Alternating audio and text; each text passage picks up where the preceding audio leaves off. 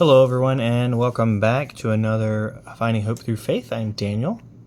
We are in Joshua chapter 5 and deep in the book, the first book of Enoch as well.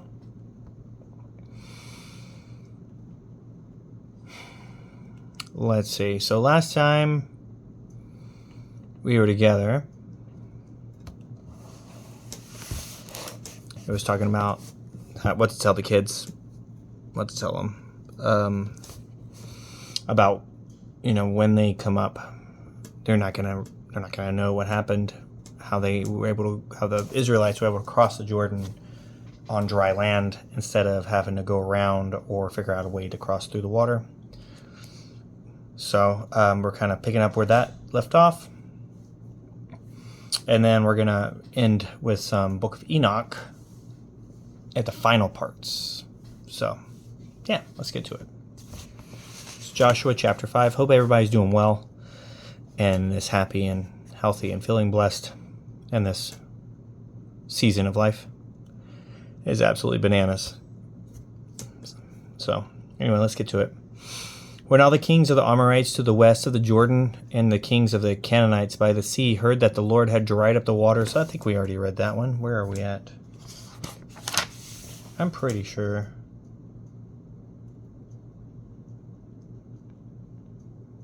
I don't know. We're going to read it again. Whatever. Before the Israelites, until they crossed over, they were disheartened and lost courage at their approach. On this occasion, the Lord said to Joshua, yeah, we already did that. We already did all that. Let's see. Let's keep going. Did I go to the next page? Nope. I lost my spot. Let's go to just chapter 6. I'm just going to skip to chapter 6, and then we'll go from there. Now Jericho was in a state of siege because of the presence of the Israelites, so that no one left or entered. So we already saw that too. All right. Let's see. 1 second. We're actually on chapter 7. I don't know how I lost that.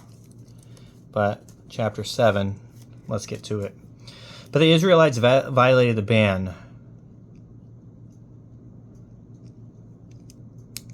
Achan, son of Carmi, took the goods that were under the ban. Now, talking about the precious metals. God banned those from people taking them. They had to go into a vault for the Lord. And the anger of the Lord flared up against the Israelites. He's mad at all of them now because of one person.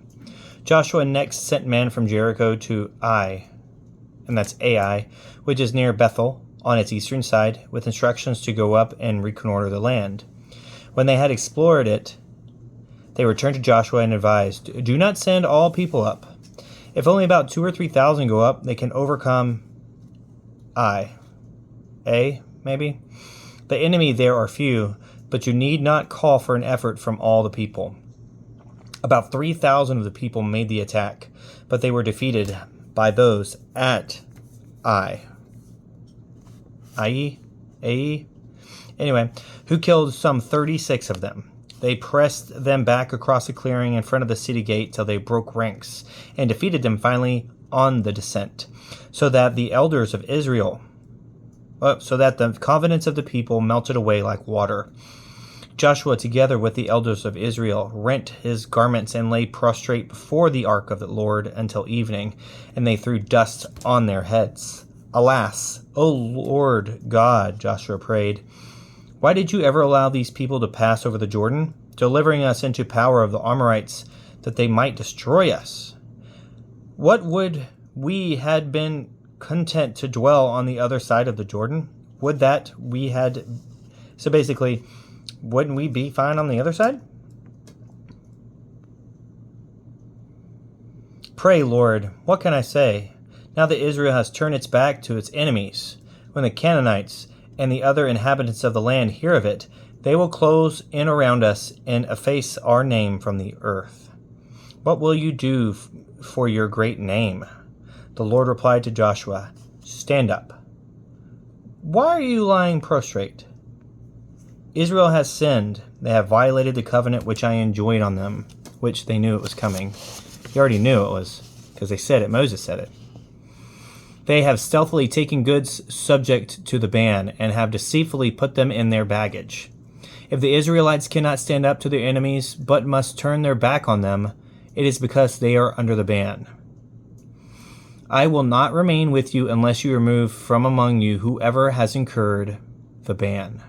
Rise, sanctify the people. Tell them to sanctify themselves before tomorrow. For the Lord, the God of Israel, says, You are under the ban, O Israel.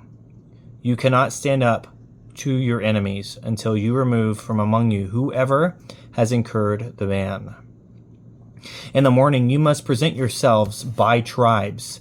The tribe which the Lord designates shall come forward by clans. The clan which the Lord designates shall come forward by families. The family which the Lord designates shall come forward one by one. He who is designated as having incurred the ban shall be destroyed by fire with all that is his, because he has violated the covenant of the Lord and has committed a shameful crime in Israel. They never learn, man. These fools never learn. It's one thing after another, after another, after another. It's one time after another. They just keep getting punished, and he's like, don't do this, and they do it anyway. And then he punishes them. What are they going to learn? It makes no sense. Early the next morning, Joshua had Israel come forward by tribes, and the tribe of Judah was designated. Then he had the clans of Judah come forward, and the clan of Zerah was designated. And he had that clan come forward by families, and Zabdi was designated. Finally, he had that family come forward one by one, and Acnan, son of Carmi, was designated. Joshua said to him, My son, give to the Lord, the God of Israel, glory and honor by telling me what you have done. Do not hide it from me. He answered Joshua, I have indeed sinned against the Lord, the God of Israel. This is what I have done. Among the spoils I saw a beautiful Babylonian mantle, 200 shekels of silver, and a bar of gold 50 shekels in weight. In my greed I took them. They are now hidden in the ground inside my tent, with the silver underneath. The messengers whom Joshua sent hastened to the tent and found them hidden there, with the silver underneath. They took them from the tent, brought them to Joshua and all the Israelites, and spread them out before the Lord. Then Joshua and all Israel took Acnan, son of Zerah, with the silver, the mantle, and the bar of gold, with his sons and daughters, his ox, his ass, his sheep, his tent, and all his possessions, and led them off to the valley of Achor. Joshua said, The Lord bring upon you today the misery with which you have afflicted us. And all Israel stoned him to death, and piled a great heap of stones over him, which remains to present day. Then the anger of the Lord relented. That is why this place is called the Valley of Achor to this day. Wow. At least he didn't kill all of them. It was only the one. Only the one bad person. Why do these naughty people, man? Why do they do this? The Lord then said to Joshua, Do not be afraid or dismayed. Take all the army with you and prepare to attack. I have delivered the king of Ai into your power with his people, city and land. Do to Ai and its king what you did to Jericho and its king, except that you may take its spoil and livestock as booty. Set an ambush behind the city. So Joshua and all the soldiers prepared to attack, picking out 30,000 warriors. Joshua sent them off by night with these orders. See that you ambush the city from the rear at no great distance. Then all of you will be on watch. The rest of the people and I will come up to the city, and when they make a sortie against us, as they did the last time, we will flee from them. They will keep coming at us They will keep coming out after us until we have drawn them away from the city, for they think we are fleeing from them as we did the last time. When this occurs, rise from ambush and take your possession of the city, which the Lord your God will deliver into your power. When you have taken the city, set it afire in obedience to the Lord's command. These are my orders to you." Then Joshua sent them away. They went to the place of ambush, taking up their position to the west of Ai, towards Bethel. Joshua, however, spent that night in the plain. Early the next morning, Joshua mustered the army and went up to Ai at its head with the elders of Israel. When all the troops he led were all drawn up in position before the city, they pitched camp north of Ai, on the other side of the ravine.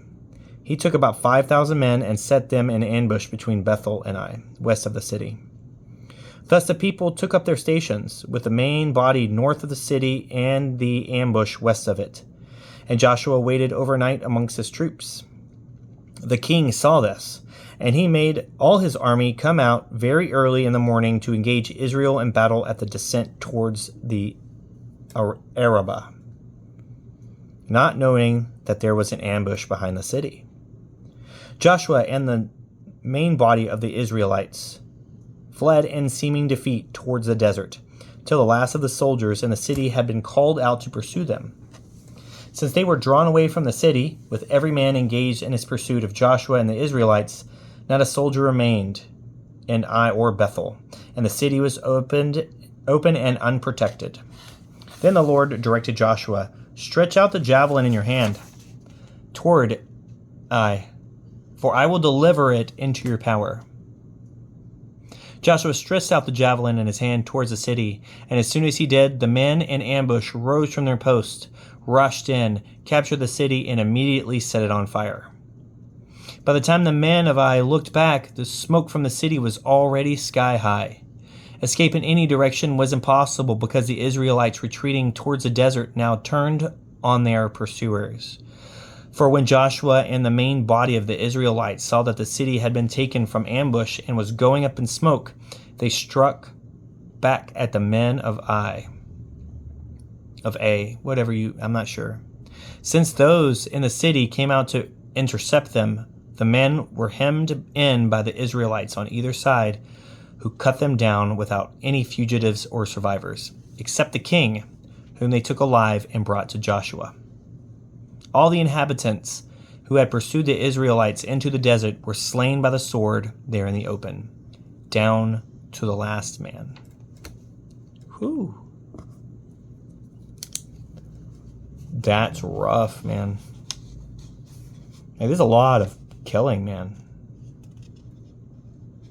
A lot of killing. Where are you?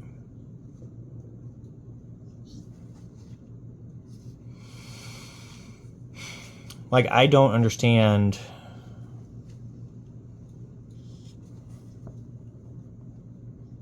I don't understand how is this okay? Just killing people. I'm like, no, you don't get your land anymore. We're gonna take it. Is that no different than what generations of people have done? And that's bad, man. Nobody. It's like these colonizers, man. It's like people just take. And it's like, oh, this is normal. It's normal for us to kill each other. It's like, but why? Makes no sense. Makes no sense. We cannot cohabitate. But I guess, it's like, don't, thou shalt not murder unless I say it's okay. Don't murder people unless you can take their stuff from them, because they're standing in your way from the land that was promised. But that's okay. It's okay to kill them, but don't murder anybody else. It's wild. Moving on to Book of Enoch, Book 1, Chapter 64. And we're still in the parables and talking about the deluge, and then seeing about who's the mighty and the just, and the judgments of the people that are not just, the unjust and unrighteous. Okay. In other forms I saw hidden in that place, I heard the voice of the angel saying, "These are the angels who descended to the earth and revealed what is hidden to the children of men and seduced the children of men into committing sin." Enoch foretells to Noah the deluge on his own preservation. And in those days Noah saw the earth, that it had sunk down, and to its destruction was nigh. And he arose from thence and went to the ends of the earth and cried aloud to his grandfather Enoch. And Noah said 3 times with an embittered voice, "Hear me, hear me, hear me." And I said unto him, "Tell me, what is that is falling out of the earth, that the earth is in such evil plight and shaken, lest perchance I shall perish with it?" And thereupon there was a great commotion on the earth, and the voice was heard from heaven, and I fell on my face. And Enoch my grandfather came and stood by me, and said unto me, "Why hast thou cried unto me with bitter cry and weeping?" And a command has gone forth from the presence of the Lord concerning those who dwell on the earth, that their ruin is accomplished, because they have learnt all the secrets of angels, and all the violence of the Satans, and all their powers, the most secret ones, and all the powers of those who practice sorcery, and the power of witchcraft, and the power of those who make molten images for the whole earth, and how silver is produced from the dust of the earth, and how soft metal originates in the earth. For lead and tin are not produced from the earth like the first. It is a fountain that produces them. And an angel stands therein, and that angel is preeminent.